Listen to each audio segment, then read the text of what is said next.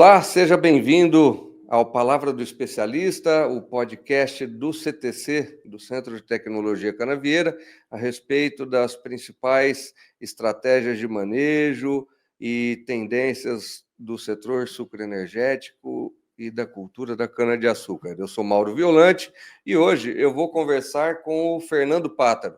O Fernando, que é especialista do CTC em manejo de pragas, especialista e consultor em entomologia, formado em agronomia, né, Fernando? Doutor, pós-doutor. Não, pós-doutor. Já com um bom tempo de experiência na cana, né, Fernando? Quanto tempo, mais ou menos? Mais ou menos umas 17, 20 safras por aí. Umas 20 safras. Tá bom. Tá com uma boa longevidade. E aí, hoje nós vamos falar a respeito de broca gigante. Né? Em episódios anteriores, nós falamos a respeito da broca da cana-de-açúcar, e a ideia é trazer agora, Fernandão, um pouco, né, de conhecimento, né? A gente conseguir contextualizar, né, para os nossos espectadores o que é essa broca gigante, que é meio que cabeça de bacalhau, né? Um monte de gente vê falar, mas pouca gente conhece, né? Acho que no passado. Agora não. Agora não. Ainda pouca gente conhece, Fernandão. Conta aí um pouco conta o que você tem visto, né? E dá esse contexto sobre o que é essa praga, né? A broca gigante. Mauro, acho que muito provavelmente esse inseto é originário da Guiana Inglesa.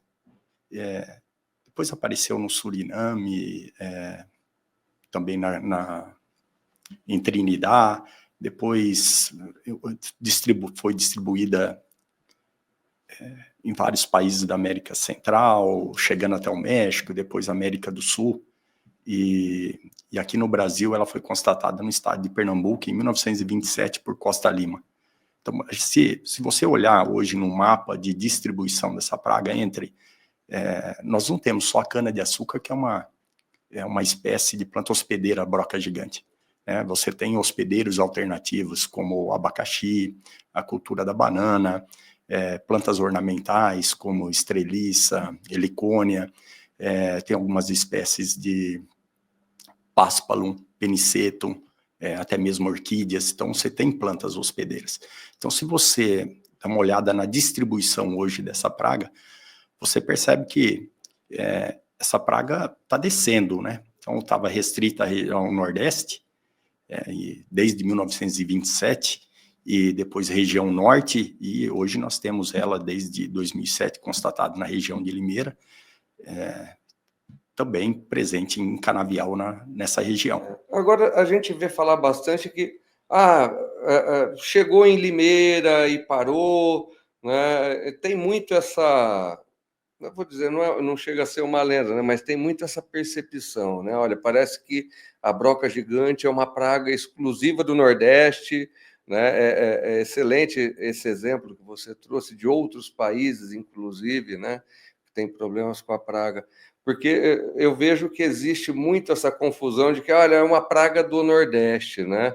E a gente vê que não é bem assim. Como tem sido a distribuição dessa praga, né? Como está hoje esse mapa de distribuição?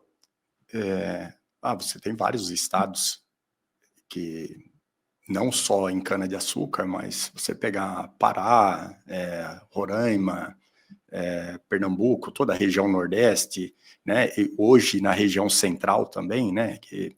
E Sudeste. Então, nós temos duas subespécies, temos Telquin-licus licus e Telquin-licus laura, distribuída no estado de Minas e também Goiás. Nós não vemos aí ainda uma grande distinção com relação a danos e prejuízos entre as duas espécies. Parece muito semelhante, mas acho que a gente precisa estudar um pouco mais ainda. Hoje ainda não tem nada muito. Não. E a gente vinha falando até de questão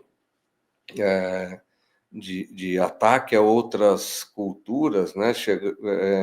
Em regiões ali do Roraima, norte, em Roraima, né? Tem inviabilizado a cultura da banana naquele estado, e assim, causando grandes prejuízos, difícil controle, é uma praga de difícil controle, sempre quando a gente fala de pragas de solo, né, que ocorrem em internódios basais, não é muito fácil controlar essas pragas com esses hábitos, né. Agora, uma vez ela foi identificada em São Paulo, ali por volta de 2006, 2007, e na sequência, como que tem essa questão, né? Como que ela foi expandindo? Porque ela não ficou, né, restrita a essa região. Ela sai do Nordeste, vem para São Paulo, região de Limeira, e hoje a gente já vê ela, como você diz, na região central, e em que nível de dano, em que nível de problema nessas regiões? Mauro, eu acompanhei alguns Em cana, clientes, né? Em cana ok, em visitas em alguns clientes. Aqui, falando um pouco da região de Limeira, né, no estado de São Paulo,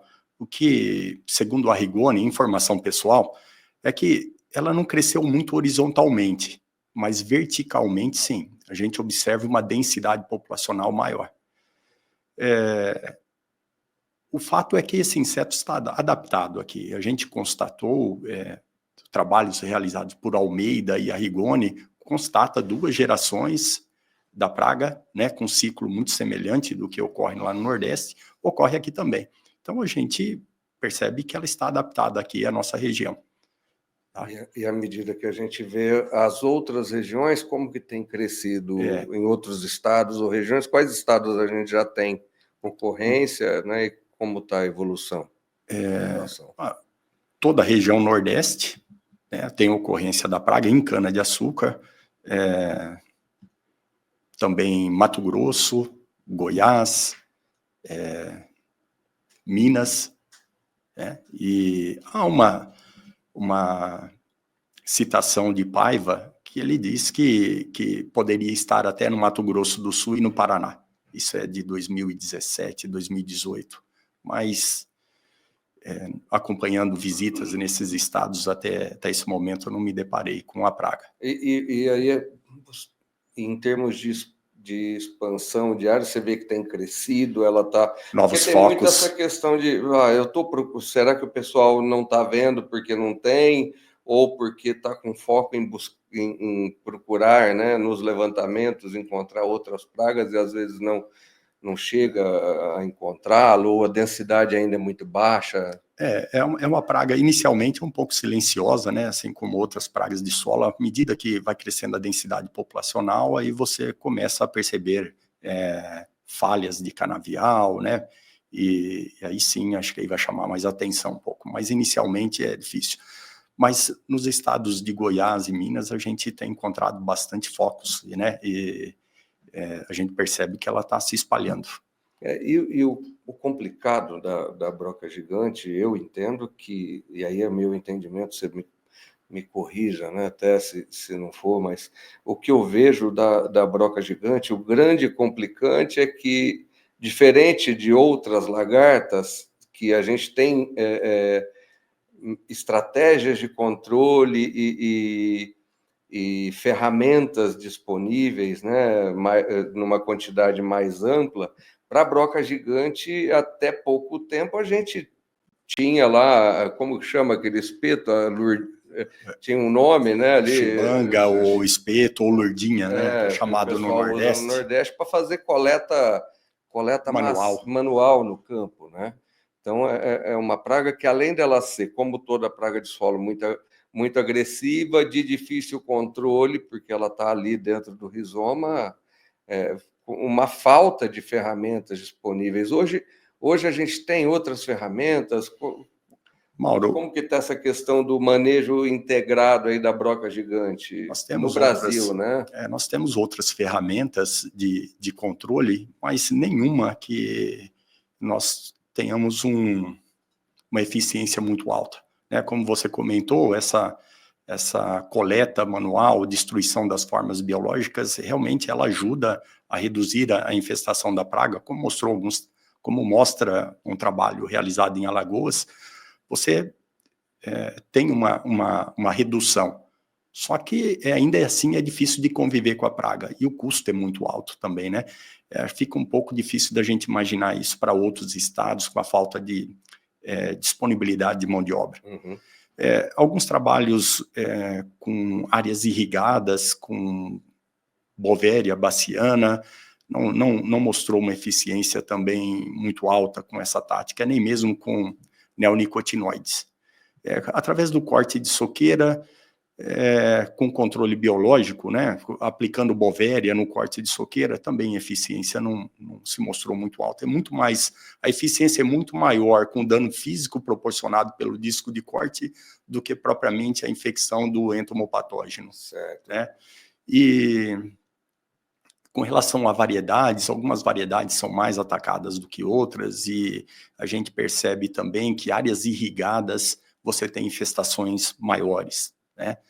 Então, e hoje, ainda falando de gotejo, mas falando de inseticida clorantraniliprole, por exemplo, tem atingido uma eficiência não muito alta, mas tem ajudado a conviver com a praga. Quando usado no gotejo. No gotejo. Na solução ali. Isso. Na solução de irrigação. E o CTC tem trabalhado hoje também com a tecnologia BT, a gente percebe uma supressão da praga, né? É mais uma ferramenta que a gente pode utilizar no controle dessa praga. Fernando, e aí, a hora que a gente fala da broca gigante, ela sendo uma praga de solo, uma praga de rizoma, né? Não de solo, mas sendo uma praga de rizoma, vai estar ali mais próximo à base do solo, essa falta de ferramentas com alto nível de eficácia de controle, isso traz uma complexidade muito grande, né, para o controle dessa praga. Como hoje o produtor ele consegue, né, ou ele poderia, né, conviver um pouco melhor, né, reduzir os níveis de tocos atacados e conviver, né, com essa praga nas regiões onde ela está presente?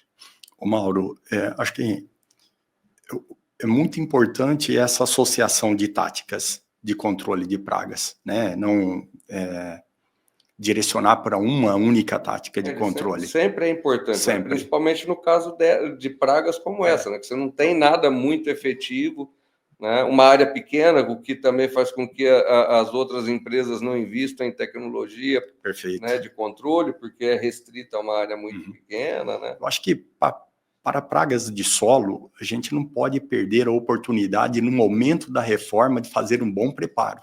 Pragas de solo, você elimina boa parte, quase que a sua totalidade, através da aplicação de um bom preparo de solo.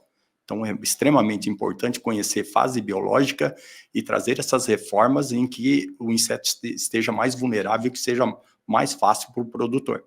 Esse é um ponto. Associar outras táticas, como nós citamos anteriormente, através da irrigação, inseticida, através da irrigação, né?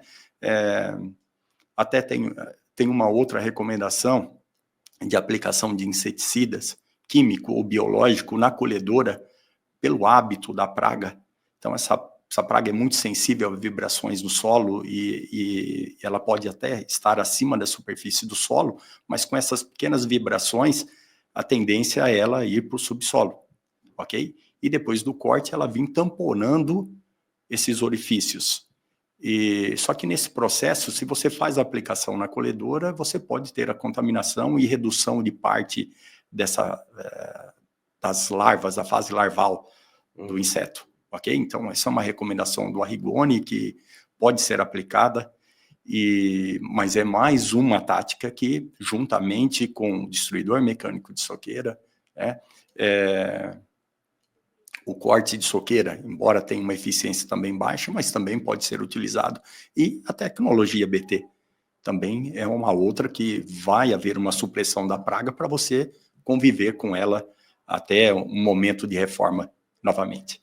E aí tem toda a questão da facilidade, da simplicidade, né, perfeito, do controle que através do uso de uma variedade que se mostra pouco atacada pela praga. Com um nível menor de ataque. Isso. Ou com uma resistência um pouco maior, né, a entrada da praga dentro do colmo. Né? Perfeito. Isso acaba contribuindo muito. Né? Acho que se fosse para a gente elencar, então, do que você disse, uma sequência interessante seria fazer um bom preparo de solo, com eliminação mecânica, no momento adequado, porque tem que estar no momento adequado da praga, né?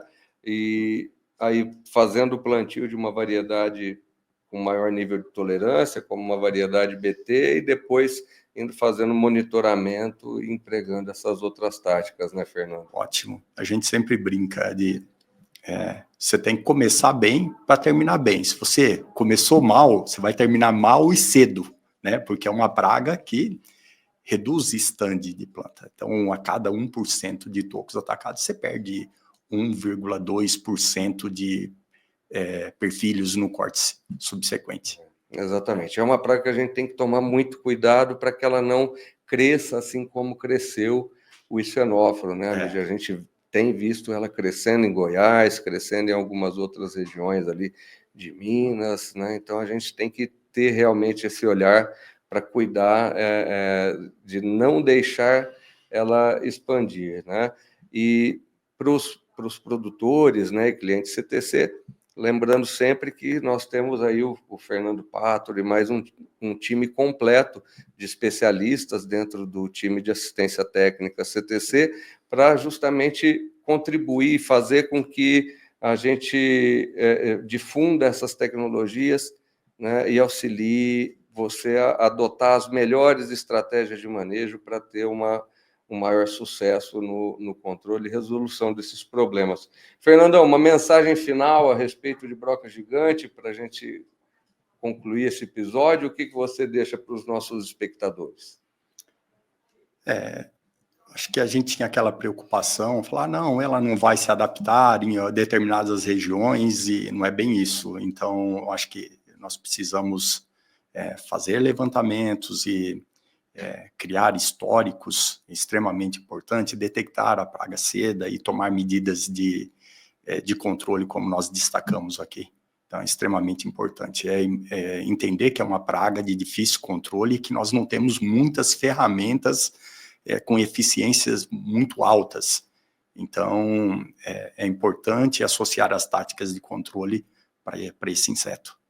Excelente, Fernandão. Fernando, obrigado pela sua participação em mais esse episódio. E vocês não se esqueçam do nosso CCC, do CTC, né, que é o curte, comenta, compartilha, lasca o dedo no joinha, né, e utilize bastante o nosso podcast. Nos vemos no próximo episódio.